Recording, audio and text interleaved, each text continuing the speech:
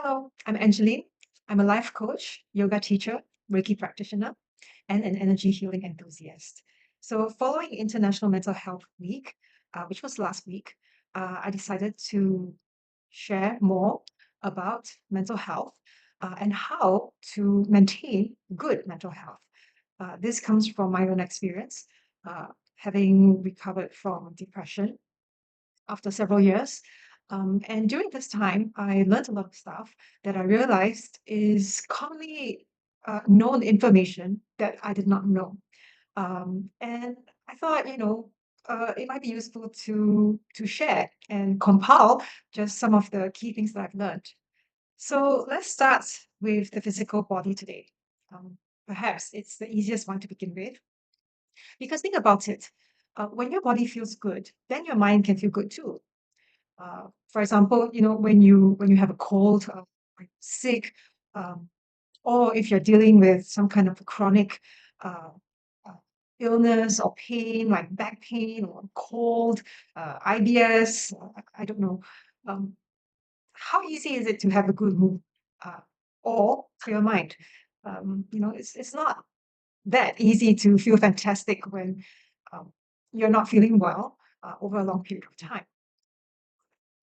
So, of course, we're not talking about 180-degree transformation, deep trauma healing. But how about let's feel well in our body first? So, let's have a look at our physiology. What I learned and actually didn't know was how much our physiology can affect our mood. I mean, maybe what I'm saying is obvious, um, but I didn't realize how it could impact us. Or, for example, the imbalance can impact us negatively. Simply said, if you have imbalance in your hormones or you don't have imbalance in certain minerals in your body, that can very directly impact your mood. So, how do we feel better in our bodies and get relief from stress, depression, and anxiety, uh, or our moods to increase our overall well being? So, today I will be sharing with you how we can take supplements to support four key areas that are very important to our mental health. The first one being sleep, followed by brain health, our nervous system, and lastly, anti-inflammation and overall health. Of course, these are just four broad categories, just for organization's sake. As you can imagine, they are very much interlinked. For example, sleep definitely is very critical for brain health, for anti-inflammation, and also the nervous system. The reason why I put it into these four categories is just so that it is easier to look at and refer to.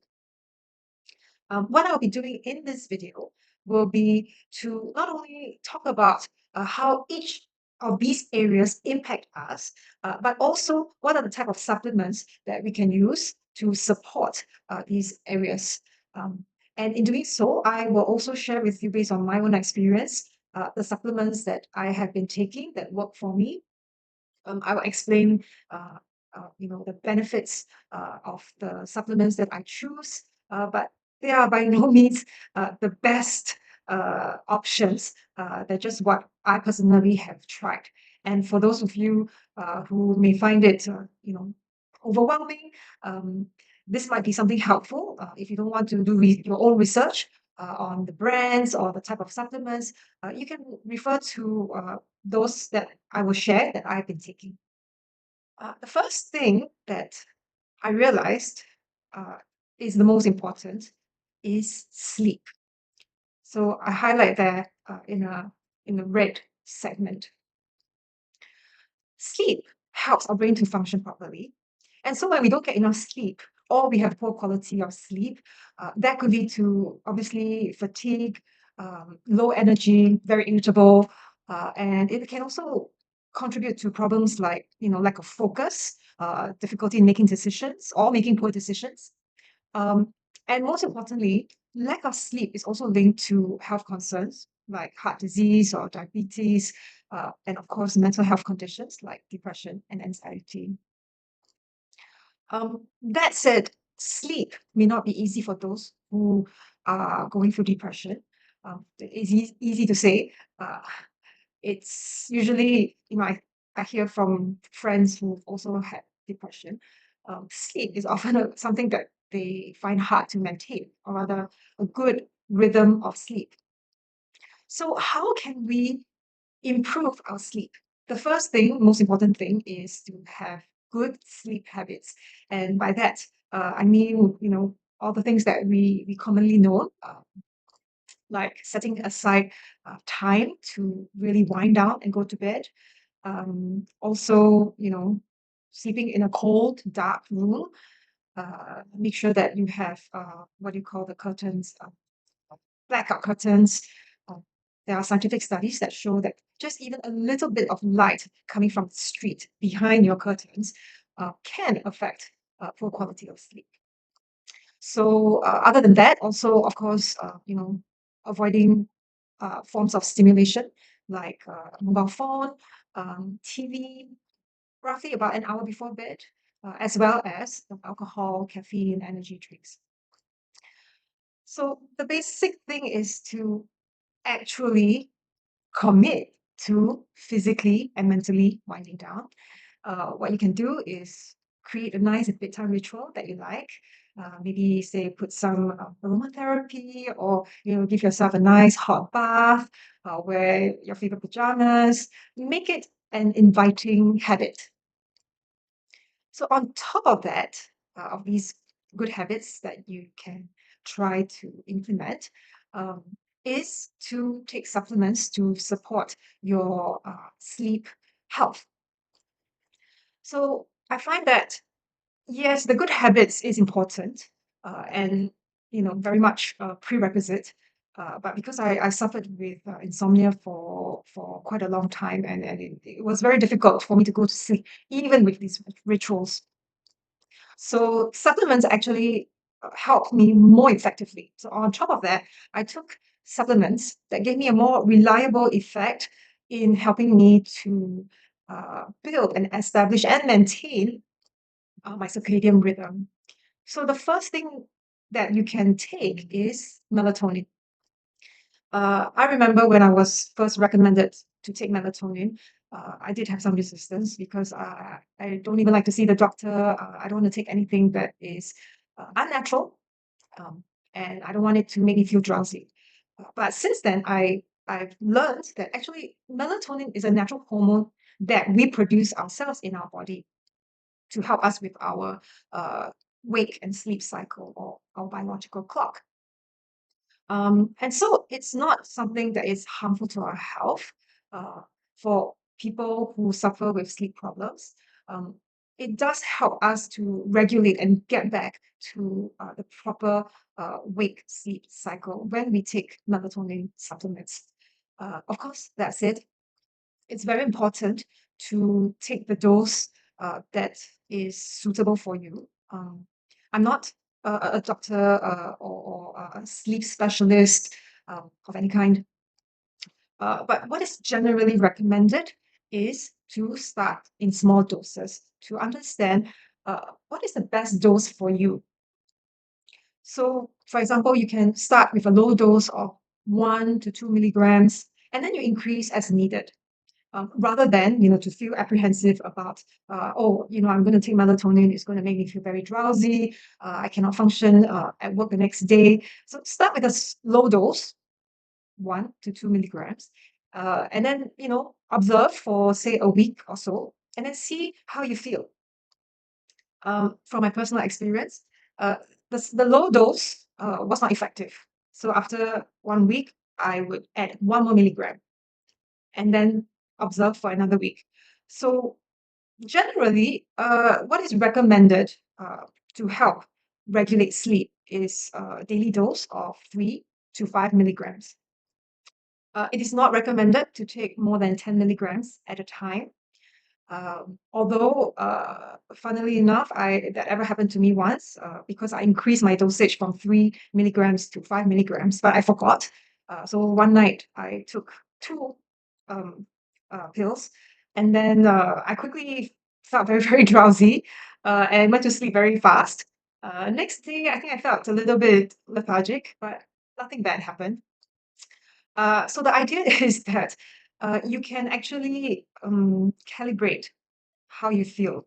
So as you progressively increase the dosage, you may not always need the same amount of same dosage every single day.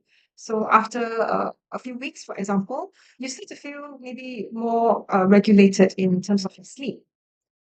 On good days, you can maybe reduce or not take it. On some days, for example, when I'm feeling extra anxious or because I have deadlines and I have a lot of things on my mind, I know, say that night I cannot go to bed easily. I increase my dosage a bit more just for that night. So try it out yourself. What works best for you? It is important to check with the doctor if you have any pre-existing conditions before you take melatonin, especially people who have diabetes or have a blood clotting disorder, or you're taking a blood thinner like warfarin, you have a high or low blood pressure, etc. Um, as for the side effects of melatonin, I find that not so much. Maybe a bit of drowsiness the next day. Sometimes I have a little bit more vivid dreams, but generally nothing very harmful. And it becomes quite manageable after a while, and it is known to be fairly safe. So the other thing I like to say is that um, it is recommended not to take very, very long-term use of melatonin because they say that it could decrease the effectiveness of uh, of the melatonin that you take and maybe impact your natural melatonin production. So sharing from my own personal experience, I've been taking it for months and then on and off some days or maybe sometimes I don't take for a week or two. So far, I think that still works and it is still effective for me. The next thing that can help sleep is ashwagandha. So ashwagandha is also known as an Indian ginseng or winter cherry. It is an Ayurvedic herb that is great for relaxing. It contains natural adaptogens to help support stress. So specifically, you look in the market, there's all kinds of ashwagandha. Uh, what I've been taking is sensorial ashwagandha, which is more regulated and concentrated because it uses both the root and leaves of the plant. Now, ashwagandha is there's also different types, different variations of it other than sensorial.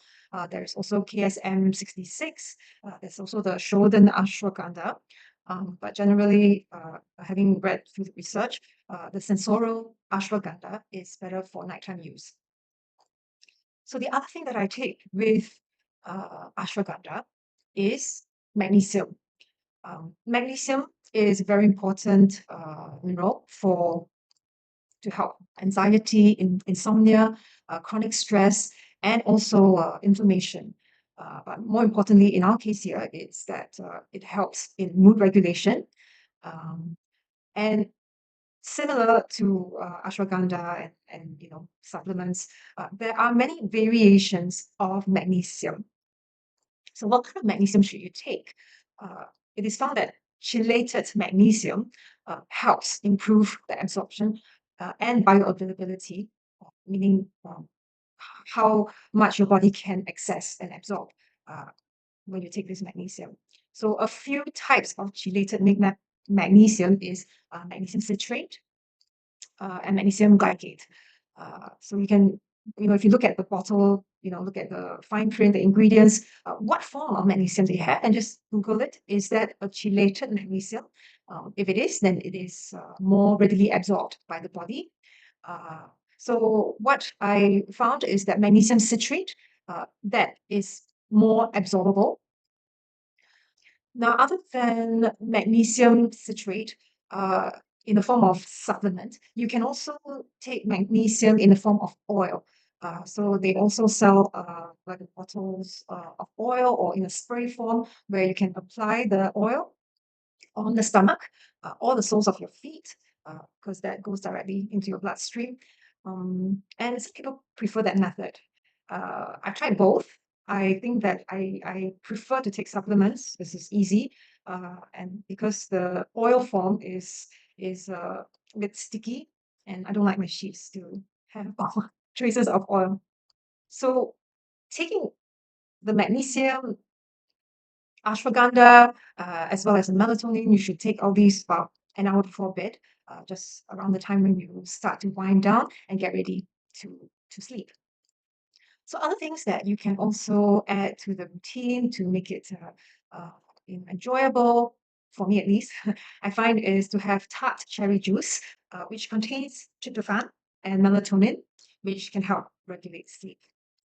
So it's you can buy that off iHerb. Um, and you just pour a bit and add water. Sometimes I like to have it chilled. Sometimes I have it hot. I add some cinnamon to it. It gives me, nice, warm, cozy feelings. But really, it's up to you. Other things that you can try also is herbs. So herbs like lavender, chamomile, that is commonly known to help calm down, to help us relax. The other things that I've learned about also is passion flower, valerian root, rhodiola rosea, and lemon balm. So you can have these in different forms, like a hot tea, or in essential oil form. Some of them even come in supplement forms. So this is just to expand, you know, what you know about relaxing herbs. The next part would be supplements to support your nervous system. The first one would be vitamin B12. That's very important to help regulate our nervous system. Specifically, I would recommend B12 lozenges that you suck underneath the tongue because it absorbs better into the bloodstream. So, from research, it shows that very high daily doses of vitamin B12, say between 1 to 5 milligrams, it can help you or positively impact depressive symptoms.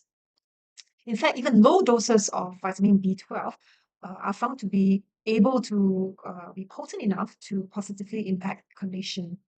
The other thing to add that you could try is iodine, specifically Lugol's 2% iodine solution. So, according to Dr. David Brownstein's research, he's a renowned expert in holistic medicine. He recommends a high dosage of 2% iodine solution. He says that most of the human population, we are severely deficient in iodine, which is a very important element to help our nervous system, uh, to prevent thyroid disease and also for our cognition and to prevent depression.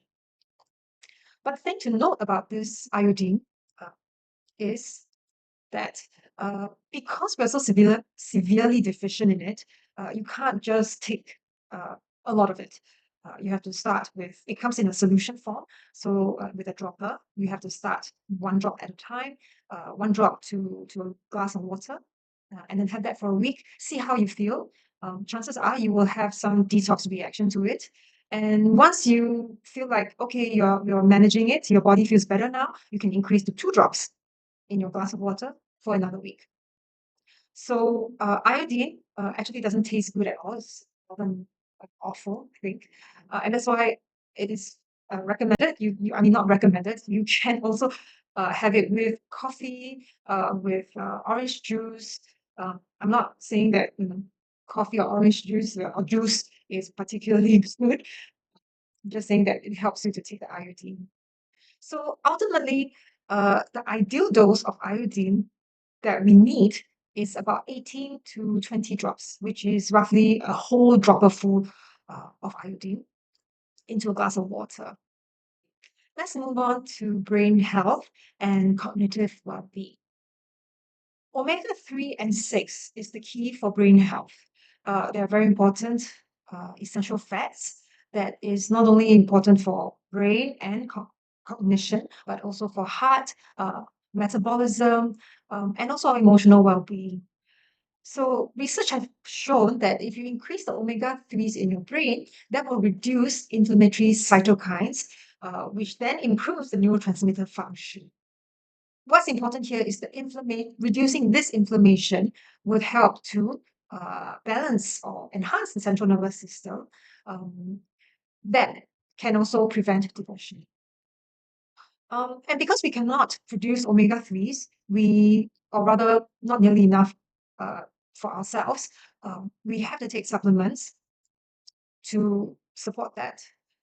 So what is recommended for daily dose is about 1 to 2 grams a day.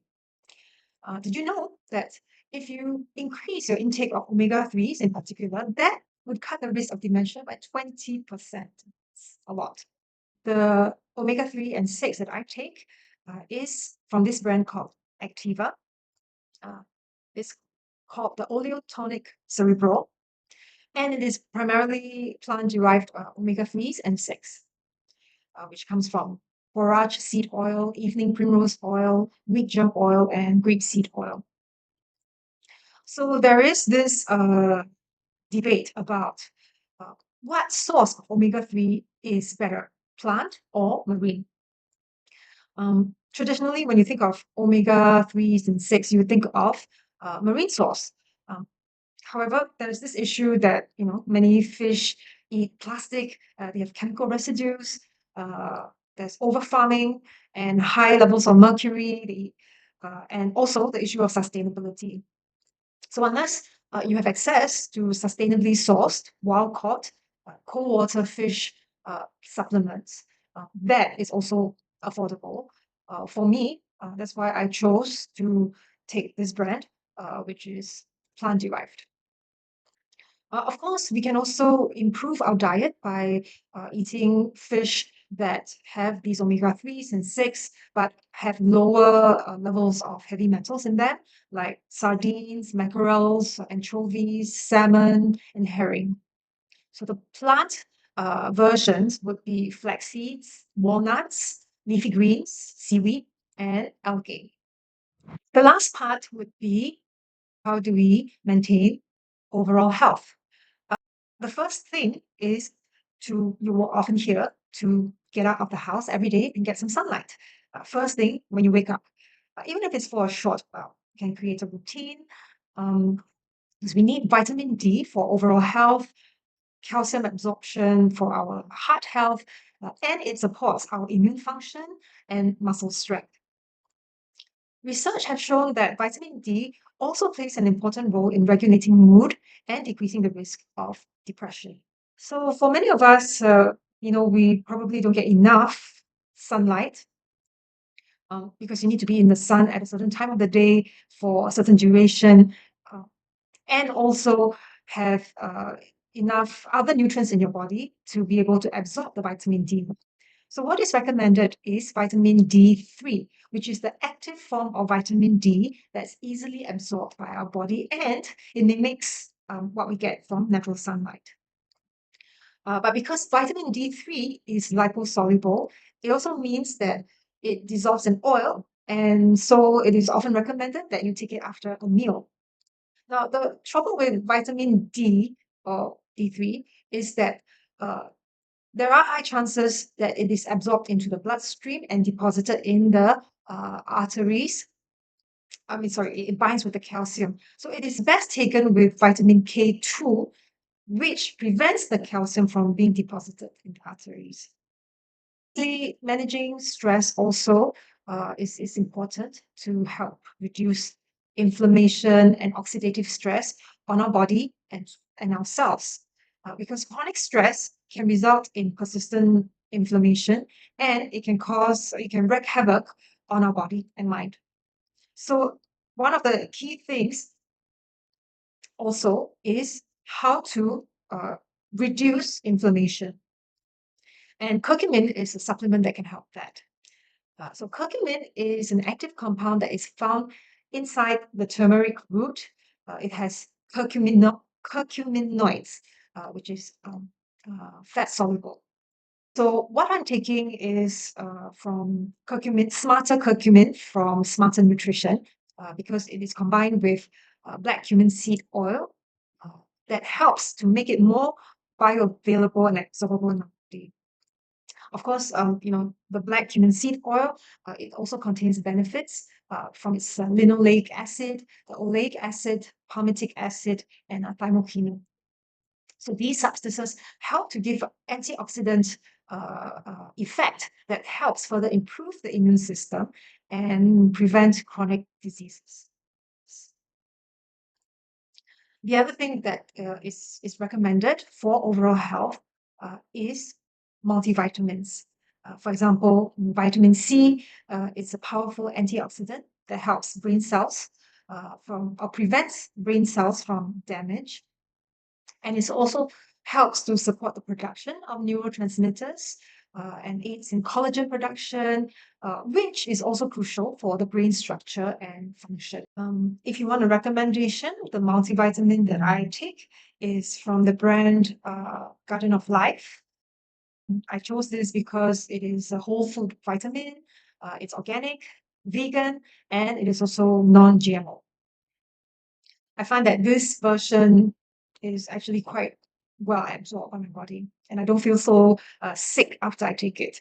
Because sometimes in the morning when I take multivitamins on an empty stomach, I feel a bit nauseous, and somehow this one doesn't make me feel nauseous. The next thing and last thing that we need to talk about is probiotics. Probiotics are live microorganisms that provide health benefits, especially for mental health, when we eat them. Did you know in a healthy person, we have 100 to 300 trillion probiotic bacteria and yeast in our bodies? Uh, We have in our bodies only 10 trillion cells. So can you imagine the impact that these bacteria has on our health? In fact, there are many benefits of having probiotics in our gut, other than just healthy bowel movements. Studies have shown that certain strains of bacteria, classified as psychobiotics, have very good mental health benefits because they can influence the two-way communication between the brain and the gut. So, one of the benefits include reducing anxiety and lowering cortisol levels, which is a stress hormone. Amongst the many different types of bacterial strains, there are two primary ones, the Bacillus and the Bifidobacterium family. Uh, they are there's quite a few of these strains from these two families that are commonly known for their psychobiotic benefits. So I list them on the right. Personally, I take Life Extension's GIFH technology probiotic. Contains most of the key psychobiotic strains that you can see from this list. Incidentally, Life Extension also has this product, Floor Assist Mood Improve, which contains a different strain of lactobacillus and bifidobacterium that is not in this list, as well as saffron extract, which helps increase levels of dopamine and norepinephrine. Other than taking probiotics in the supplemental form, we can also include that through our diet by eating more fermented foods like sauerkraut, kimchi, kefir, Greek yogurt, and kombucha. These are all healthy sources of probiotics, which you can take, and you should take them before your meal, not after. Generally, we know that it's good to have a more diverse flora and fauna in our body, which then means that other than the probiotics, the fermented foods, we should also increase the diversity of the types of vegetables that we eat, because these bacteria, they feed on vegetables to live. And if we eat only, say, one type of vegetable, like broccoli, then only the bacteria that digest broccoli will survive. So for our immune system and overall health, it's good to try to eat as wide a variety of vegetables as possible. One thing to note is, when you buy probiotics, there's so many types, and often you see, oh, there are how many billions or trillions of bacteria per capsule. And on top of that, it's also often quite expensive. The thing that is often not emphasized is that in order to get your money's worth, you actually need to take prebiotics in addition to your probiotics, because the prebiotics is actually the food for the probiotics or the bacteria in your body. So think of them like pets that you have to keep alive. In order to keep them alive in your system, you have to eat more vegetables, include more fiber in your diet, and this will help them to stay in the system, in your system, after you consume them. Otherwise, if you just take probiotics with a very low fiber, low vegetable diet, um, it all dies and it comes out as waste. So that is really not very good use of your money. So some people may not be used to probiotics. Uh, they've never taken it before, and maybe say they don't take a lot of fermented foods. So suddenly, when you take live organisms into your diet, at the beginning, you may feel a bit uncomfortable, say a bit gassy or bloated. There's nothing to be worried about. All you have to do is reduce the amount and slowly increase as you go along when you feel more comfortable. The idea is listen to your body and don't shock your system because it could be also a form of stress. Uh, but definitely do include probiotics in your diet and have more if you can. So that's it from me. I appreciate that. That was a lot of information. And of course, these are by no means an exhaustive list of supplements, nor are they the best. They're simply what I personally explored, done research on, and tried myself that seemed to work. So, for your easy reference, I put together a summary of what we talked about today, the key areas, the type of supplements that would help support each of these areas.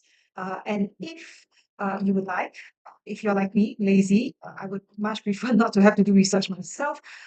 You can refer to the products or the brands that I use currently.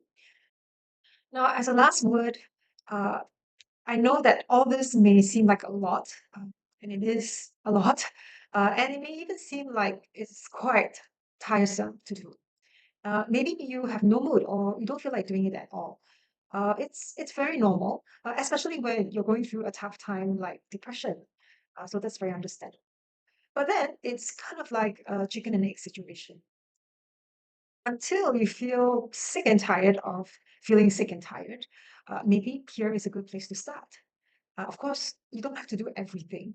Just choose one. Start somewhere, something small, something easy, or whichever that you fancy and don't mind doing. Just pick one. A small step is all you need. In the next video, I will be focusing on actual practices, easy practices that you can make every day feel better, and also share some tools that can help you during, say, very bad days or crisis. So until then, I wish you well.